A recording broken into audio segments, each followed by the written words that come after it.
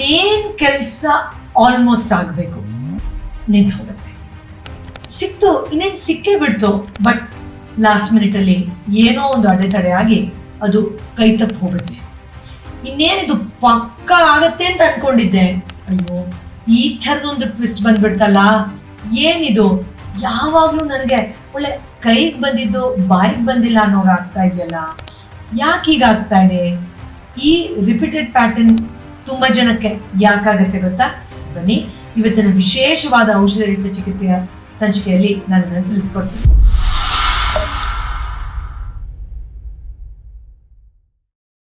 ನಮಸ್ಕಾರ ವೀಕ್ಷಕರೇ, ಔಷಧರಹಿತ ಚಿಕಿತ್ಸೆಯ ಸಲಹೆಯಲ್ಲಿ ಸಾವಿರಾರು ವಿಡಿಯೋಗಳನ್ನ ಮಾಡಿ ಐ ಥಿಂಕ್ ಆಲ್ಮೋಸ್ಟ್ ನಮ್ಮ ಯೂಟ್ಯೂಬ್ ಚಾನೆಲ್ ಅಲ್ಲೇನೆ 1500+ ಗಿಂತ ಹೆಚ್ಚು ವಿಡಿಯೋಗಳನ್ನ ಕಳೆದ 15 ವರ್ಷಗಳಲ್ಲಿ ನಾವು ಅಪ್ಲೋಡ್ ಮಾಡ್ತಾ ಬಂದಿದ್ದೀವಿ. So it is very I think ಒಂಥರ ಇಮೋಷನಲ್ ಅನ್ಸುತ್ತೆ ನನಗೆ to have crossed such a big milestone. So first of all thank you ನಿಮ್ಮೆಲ್ಲರಿಗೂ ನಿಮ್ಮ ಸಪೋರ್ಟ್ಗೆ. ಎಸ್, ಇವತ್ತಿನ ವಿಷಯ ತುಂಬಾನೇ ಅದ್ಭುತವಾಗಿದೆ, ಯಾಕಂದ್ರೆ ತುಂಬಾ ಜನಕ್ಕೆ ಕೆಲಸ ಇನ್ನೇನ್ ಆಗ್ತಾ ಇದೆ ಅನ್ಬೇಕಾದ್ರೆ ಲಾಸ್ಟ್ ಮಿನಿಟ್ ಅಲ್ಲಿ ಒಂದು ಟ್ವಿಸ್ಟ್ ಬಂದು ಅದು ಕೆಲಸ ಕೆಟ್ಟೋಯ್ತು ಅನ್ನೋ ತರ ಆಗ್ತಾ ಇರುತ್ತೆ. ಆ ಒಂದು ನಿಟ್ಟಿನಲ್ಲಿ ಯಾಕಿದಾಗುತ್ತೆ ಅನ್ನೋದನ್ನ ತಿಳ್ಕೊಳ್ಳೋಣ. ಎಸ್, ಮೊದಲನೇದಾಗಿ ನಾವು ಅರ್ಥ ಮಾಡ್ಕೊಳ್ಬೇಕಾಗಿರೋದು ಏನಪ್ಪಾ ಅಂದ್ರೆ, ಯಾವುದೇ ಈ ತರದೊಂದು ಪ್ಯಾಟರ್ನಿನ ಹಿಂದೆ, ಅಂದ್ರೆ ನಾನೇನ್ ಮಾಡ್ತೀನಿ ಅನ್ಕೊಂಡೆ, ಕಂಪ್ಲೀಟ್ ಆಗ್ಬಿಡುತ್ತೆ ಅಂತ ಅನ್ಕೊಂಡೆ, ಗೆದ್ದು ಬಿಡ್ತೀನಿ ಅಂತ ಅನ್ಕೊಂಡೆ, ಇನ್ನೇನು ಮುಗ್ದೇ ಹೋಯ್ತು ಅಂತ ಅನ್ಕೊಂಡೆ, ಇದಾದ್ಮೇಲೆ ಕಷ್ಟಗಳೇ ಬರಲ್ಲ ಅಂತ ಅನ್ಕೊಂಡೆ, ಬಟ್ ಎಂಥ ಒಂದು ನೆಗೆಟಿವ್ ಟ್ವಿಸ್ಟ್ ಬಂದ್ಬಿಡ್ತು ಅನ್ನೋ ಈ ತರದ ಯಾವುದೇ ಪ್ಯಾಟರ್ನಿನ ಹಿಂದೆ 2 ವಿಷಯಗಳಿರುತ್ತೆ. ಒಂದು, ಅದರ ಹಿಂದೆ ಇರುವಂತಹ ಬಿಹೇವಿಯರ್. ಎರಡನೇದು, ಅದರ ಹಿಂದೆ ತುಂಬಿಕೊಂಡಿರೋ ಫೀಲಿಂಗ್. ಐ ರಿಪೀಟ್, ಒಂದು ಅದರ ಹಿಂದೆ ಇರುವಂತಹ ಬಿಹೇವಿಯರ್, ಎರಡನೇದು ಅದರ ಹಿಂದೆ ಇರುವಂತಹ ಫೀಲಿಂಗ್. ಎಸ್, ಸೊ ಒಂದು ವ್ಯಕ್ತಿತ್ವ ಮತ್ತು ಇನ್ನೊಂದು ಭಾವನೆಗಳು. ಸೊ ಈ ವ್ಯಕ್ತಿತ್ವದ ಗುಟ್ಟು ಏನು, ಈ ತರದ ಕೆಲಸ ಅಡೆತಡೆ ಆಗಕ್ಕೆ, ಅದನ್ನು ತಿಳ್ಕೊಳ್ಳೋಣ. ಪ್ಲಸ್ ಅದರ ಹಿಂದೆ ಇರುವಂತಹ ಭಾವನೆಗಳೇನು ಅದನ್ನು ಅರ್ಥ ಮಾಡ್ಕೊಳ್ಳೋಣ. ಆಗ ನಿಮ್ಗೆ ಸುಲಭವಾಗಿ ಈ ತರದ್ದೇನಾದ್ರೂ ಸುಳಿಯಲ್ಲಿ ನೀವು ಸಿಕ್ಕಾಕೊಂಡಿದ್ರೆ ಅದರಿಂದ ಹೊರಗಡೆ ಬರೋಕ್ಕೆ ಸಾಧ್ಯ ಆಗುತ್ತೆ. ಅಂಡ್ ಎಸ್, ಇದು 2 ಅಂದ್ರೆ ಬಿಹೇವಿಯರ್ ಮತ್ತು ಫೀಲಿಂಗ್ ಯಾವುದೋ ಒಂದು ಬಿಲೀಫ್ ಸಿಸ್ಟಮ್ಗೆ ಅಂಟ್ಕೊಂಡಿರುತ್ತೆ.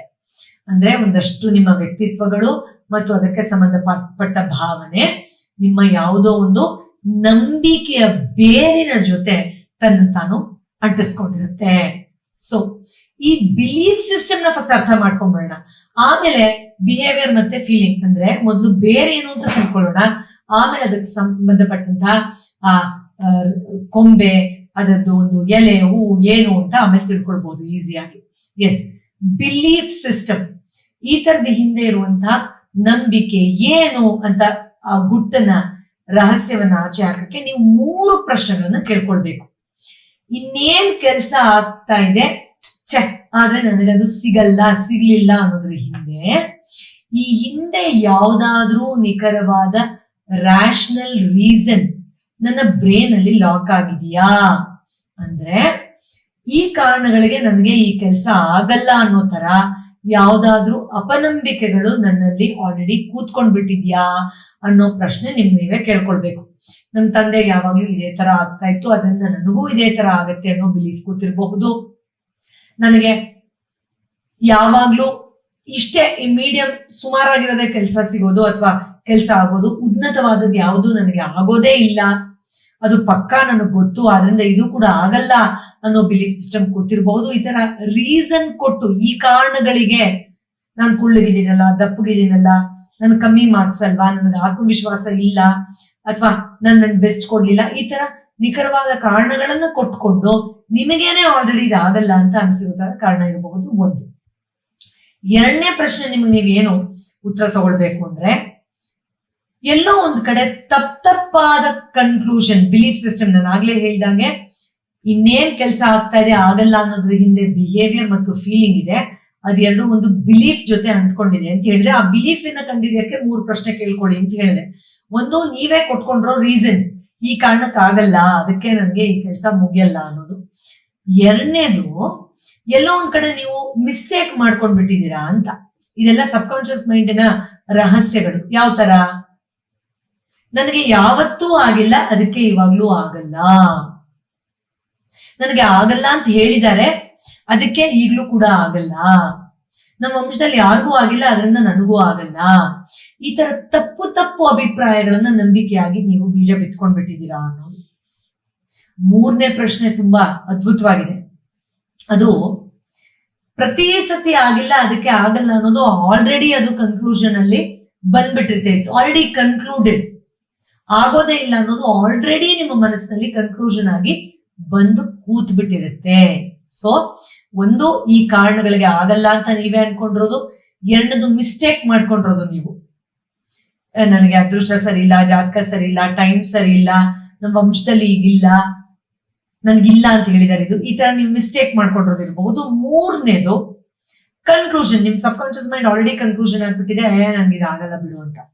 somewhere deep inside you will only feel that for sure ಇದು ಆಗಲ್ಲ ಅಂತ. ಎಸ್, ಇದು ಈ 3 ನಂಬಿಕೆಗಳಿದ್ರೆ ನೀವು ಅದ್ರ ಜೊತೆ ಕೂತು ಆ ಒಂದು ರೀಸನ್ಸ್ ನ ನಿಮ್ ಮೈಂಡ್ ಇಂದ ತೆಗಿರಿ, ಆ ಅಪನಂಬಿಕೆಗಳನ್ನ ತೆಗಿರಿ, ಮತ್ತು ಆ ನೆಗೆಟಿವ್ ಕನ್ಕ್ಲೂಷನ್ ಇಂದ ಹೊರಗಡೆ ಬನ್ನಿ. ತದನಂತರ ನೀವು ಮಾಡ್ಬೇಕಾಗಿರೋದು ತುಂಬಾ ಅದ್ಭುತವಾಗಿದೆ. ಅದಾದ್ಮೇಲೆ ನೀವು ಹೊರಗಡೆ ಬರ್ಬೇಕಾಗಿರೋದು, ಅದರಿಂದ ನೀವು ಬಿಡಿಸ್ಕೊಳ್ಬಹುದಾಗಿರುವಂತಹ ವಿಷಯಗಳು ಸುಂದರವಾಗಿದೆ. ಅದೇನು? ಅದಕ್ಕೆ ಸಂಬಂಧಪಟ್ಟ ಹಾಗೆ ಲಾಸ್ಟ್ ಮೈಲ್ ರೆಸಿಸ್ಟೆನ್ಸ್ ಅಂತೀವಿ. ಅಂದ್ರೆ ಕೊನೆ ಮೈಲಿಯ ಒಂದು ಆ ಅಡೆತಡೆ ಏನಿದೆ, ಅದು ವಿಪರೀತವಾಗಿ ಸಮಸ್ಯೆನ ಕೊಡುತ್ತೆ. ಇನ್ನೇನ್ ಕೆಲಸ ಆಗ್ಬೇಕಾದ್ರೆ ಅಡೆತಡೆ ಆಗುವಂತಹ ಒಂದು ನಿಟ್ಟಿನಲ್ಲಿ. ಅದೇನಪ್ಪಾ ಅಂದ್ರೆ, ನಮ್ಮ ಸಬ್ ಕಾನ್ಶಿಯಸ್ ಮೈಂಡ್, ನಮ್ಮ ಸುತ್ತ ಮನಸ್ಸು ನಂಬಿಟ್ಟಿರುತ್ತೆ, ಯಾವಾಗ್ಲೂ ನನಗೆ ಸ್ಟಾರ್ಟ್ ಮಾಡೋದು ಈಸಿ, ಅದಾದ್ರೆ ಅದನ್ನ ಮುಂದುವರಿಸೋದು ಪರವಾಗಿಲ್ಲ, ಹೇಗೋ ಮ್ಯಾನೇಜ್ ಮಾಡ್ತೀನಿ. ಆದ್ರೆ ಕೊನೆ ಭಾಗದ ಮೈಲುಗಲ್ಲನ್ನ ನಾನು ಅಚೀವ್ ಮಾಡೋಕೆ ಸಾಧ್ಯನೇ ಇಲ್ಲ ಅಂತ. ಈ ತರದೊಂದು ಬಿಹೇವಿಯರ್ಗೆ, ಫೀಲಿಂಗ್ಗೆ ಅದು ಯಾಕೆ ಬಂದಿರುತ್ತೆ ಗೊತ್ತಾ? ಯಾಕೆಂದ್ರೆ ಈ ಹಿಂದೆ ನೀವು ಅದು ಯಾವಾಗ್ಲೂ ಎಕ್ಸರ್ಸೈಸ್ ಮಾಡ್ಬೇಕಾದ್ರೆ 1 ತಿಂಗಳು ಮಾಡ್ತೀನಿ ಅಂತ ಹೇಳಿ 3 ದಿನಕ್ಕೆ ನಿಲ್ಸಿರ್ತೀರ. ಅದು ಯಾವಾಗ್ಲೂ ಮ್ಯೂಸಿಕ್ ಕ್ಲಾಸಿಗೆ ಸೇರ್ಕೊಂಡು ನಾನು 6 ತಿಂಗಳು ಸೇರ್ಕೋತೀನಿ ಅಂತ ಫೀಸ್ ಕೊಟ್ಟು 1 ತಿಂಗಳಿಗೆ ಅಲ್ಲಿ ನಿಲ್ಸಿರ್ತೀರ. ಅದು ಯಾವಾಗ್ಲೂ ಪ್ರಾಮಿಸ್ ಮಾಡಿ ಬಂದೇ ಬರ್ತೀನಿ ಅಂತ ಅದನ್ನ ಮಾಡಿರಲ್ಲ. ಈ ತರ ಪ್ಯಾಟರ್ನ್ ನೀವೇ ಕ್ರಿಯೇಟ್ ಮಾಡ್ಕೊಂಡು ಆ ಬಿಹೇವಿಯರ್ನ ನೀವೇ ರಿಜಿಸ್ಟರ್ ಮಾಡ್ಕೊಂಡಿರ್ತೀರಾ. ಆ ಫೀಲಿಂಗ್ ನಿಮ್ಮಲ್ಲಿ ಆಲ್ರೆಡಿ ಬಂದ್ಬಿಟ್ಟಿರುತ್ತೆ. ಇದಕ್ಕೆ ಲಾಸ್ಟ್ ಮೈಲ್ ರೆಸಿಸ್ಟೆನ್ಸ್ ಅಂತ ಕರಿತೀವಿ. ಓಕೆ, ಸೊ ಈ ರೆಸಿಸ್ಟೆನ್ಸ್ ಏನಿದೆ, ಈ ಒಂದು ಅಡೆತಡೆ ಏನಿದೆ, ಇದು ನಿಮ್ಮದೇ ಈ ಹಿಂದಿನ ಕೆಲವೊಂದು ಘಟನೆಗಳಿಂದ ಪ್ರತಿರೋಧವಾಗಿ ಬಂದಿದೆ, ನಿಮ್ಮ ಒಂದು ಶಕ್ತಿಯನ್ನ ವಿರೋಧಿಸ್ತಾ ಇದೆ ಅಂತ ಎಷ್ಟೋ ಜನಕ್ಕೆ ಗೊತ್ತೇ ಇರಲ್ಲ. ಸೊ ಹಾಗಾದ್ರೆ ಇದನ್ನ ಬ್ರೇಕ್ ಮಾಡಕ್ಕೆ ಫಸ್ಟ್ ನೀವು, ನಾನು 4 ದಿನ ಮಾಡ್ತೀನಿ, ಇದನ್ನ 3 ದಿನ ಕಂಟಿನ್ಯೂಸ್ ಆಗಿ ಮಾಡ್ತೀನಿ, 21 ದಿನ ಪ್ರಾಣಾಯಾಮ ಮಾಡ್ತೀನಿ, 30 ಡೇಸ್ ಬಸ್ಕಿ ಹೊಡಿತೀನಿ, ಈ ತರ ಪ್ರಾಜೆಕ್ಟ್ ನ ಕಂಪ್ಲೀಟ್ ಮಾಡೋ ಫೀಲಿಂಗ್ಗೆ ಮೊದಲು ಬನ್ನಿ. ಆಗ ನಿಮ್ಮ ಬಿಹೇವಿಯರ್ ನಿಮ್ಮನ್ನ ನಂಬುತ್ತೆ. ನಿಮ್ಮ ಫೀಲಿಂಗ್ ಯಾವ ತರ ಚೇಂಜ್ ಆಗುತ್ತೆ ಅಂದ್ರೆ, ಲಾಸ್ಟ್ ಮೈಲ್ ಅಕಂಪ್ಲಿಷ್ಮೆಂಟ್ ಆಗಿ ಚೇಂಜ್ ಆಗುತ್ತೆ. ಅಂದ್ರೆ ಏನೋ, ನಾನು ಈಸಿಯಾಗಿ ಶುರು ಮಾಡ್ತೀನಿ, ಕಂಟಿನ್ಯೂ ಮಾಡೋದನ್ನ ಮ್ಯಾನೇಜ್ ಮಾಡ್ತೀನಿ, 100% ನಾನು ಮುಗಿಸ್ತೀನಿ ಅನ್ನೋ ಅಚೀವರ್ ಮೈಂಡ್ ಸೆಟ್ಗೆ ಟರ್ನ್ ಆಗುತ್ತೆ. ಎಷ್ಟು ಅದ್ಭುತವಾಗಿದೆ ಅಲ್ವಾ? ಅದಕ್ಕೆ ಚಿಕ್ಕ ಚಿಕ್ಕ ಅಭ್ಯಾಸಗಳು ತುಂಬಾ ಮುಖ್ಯ ಅಂತ ನಾವ್ ಯಾವಾಗ್ಲೂ ಹೇಳ್ತಾ ಇರ್ತೀವಿ. ವೀಕ್ಷಕರೇ, ಯಾವಾಗ್ಲೂ ಇನ್ನೇನ್ ಕೆಲಸ ಆಗ್ಬೇಕು ಅಡೆತಡೆ ಅಂತ ಅನ್ನೋದು ಯಾವಾಗ್ಲೂ ಪ್ರೇತಾತ್ಮದಿಂದ, ವಾಮಾಚಾರದಿಂದ, ಕಣ್ದೃಷ್ಟಿಯಿಂದ, ಕೆಟ್ಟ ಶಕ್ತಿಯಿಂದನೇ ಆಗಿರ್ಬೇಕು ಅಂತ ಏನೂ ಅಲ್ಲ. ಅದು ಇರಬಹುದು, ಇಲ್ಲ ಅಂತಲ್ಲ. ಆದ್ರೆ ನಮ್ಮ ಮನಸ್ಸು ಕಾಟ ಕೊಡೋದಕ್ಕಿಂತ ದೊಡ್ಡ ನೆಗೆಟಿವ್ ಎನರ್ಜಿ ಸೃಷ್ಟಿಯಲ್ಲಿ ಇಲ್ಲ. ಅದನ್ನ ದಯವಿಟ್ಟು ನೆನಪು ಮಾಡ್ಕೊಳ್ಳಿ, ಅರ್ಥ ಮಾಡ್ಕೊಳ್ಳಿ, ಅಳವಡಿಸ್ಕೊಳ್ಳಿ, ಫಾಲೋ ಮಾಡಿ. ಸರಿನಾ?